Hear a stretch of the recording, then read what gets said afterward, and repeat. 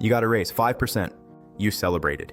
You felt like you'd finally made progress, like the gap between where you are and where you want to be had closed a little. And then the next month's bills arrived, and somehow nothing felt different. Maybe it felt slightly worse. You are not bad with money. You are not imagining it. You are experiencing one of the most well-documented cognitive biases in all of economics. In 1928, Yale economist Irving Fisher published a book called The Money Illusion. His argument was simple and devastating. Most people, including most economists, confuse the number on the price tag with actual value. We think in dollars, pounds, euros.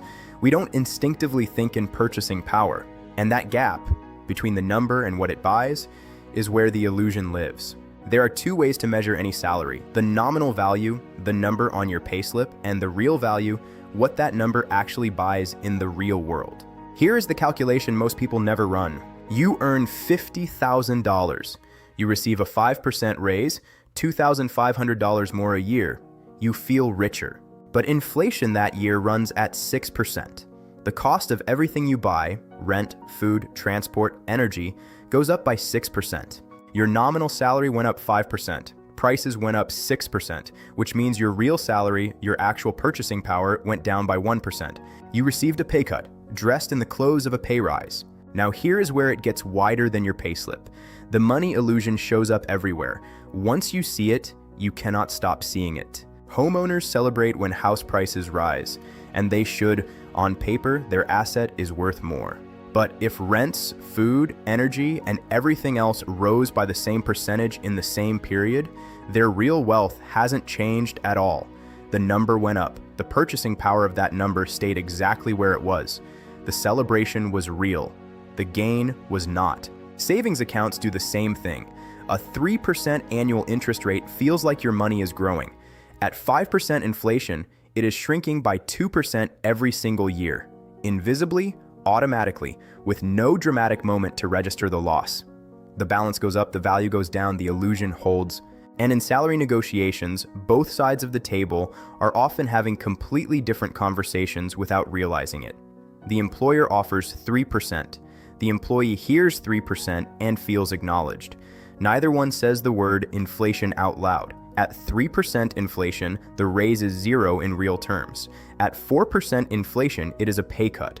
The number was agreed.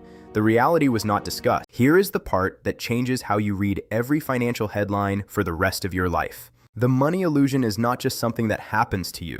It is something that is done to you by institutions that understand it far better than most individuals ever will. Central banks target 2% inflation deliberately, not to punish savers, but because mild, predictable inflation keeps an economy moving. People spend rather than hoard because holding cash costs them something. Debtors find their fixed repayments shrinking in real terms over time, making debt more manageable. The illusion is not a side effect of monetary policy. In some ways, it is the point. Employers use it in every pay cycle. A company offering a 3% raise in a 3% inflation environment is offering exactly 0 in real terms. But 3% sounds like something. 0 sounds like a standoff. The number allows both sides to leave the room without a fight, even though one side quietly got nothing. And retailers and governments use it in pricing and taxation. When a product that cost $10 in 2019 costs $13 today, you feel the price rise sharply. But if your salary also rose by 30% in that period, your real cost is identical.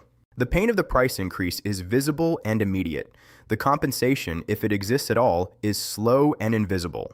The illusion makes the rise feel worse than the maths says it is. And sometimes the math says it is pretty bad already. The antidote is not complicated. It is just a habit that most people never build, because nobody teaches it, and because the institutions that benefit from the illusion have no incentive to teach it. Before you accept a raise, subtract inflation.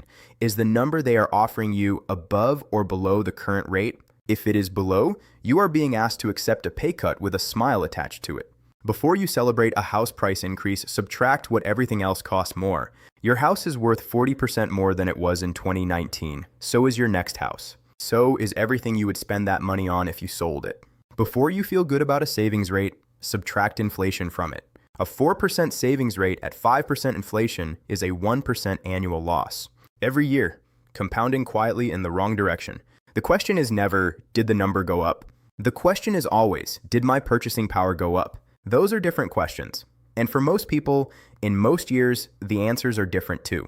A 5% raise in a 2% inflation year is a genuine 3% improvement in your standard of living. That is worth celebrating. Go to dinner, you earned it. A 5% raise in a 6% inflation year is a 1% pay cut with better optics. It is worth understanding before you sign the contract, before you feel grateful, before you tell anyone it was a good year. Knowing the difference is the entire game. The money illusion is everywhere, in your payslip, your savings account, your mortgage, your pension projections. The number always looks like it's growing. Whether it actually is depends on one calculation that most people never make. Start making that calculation today. You owe it to your financial future.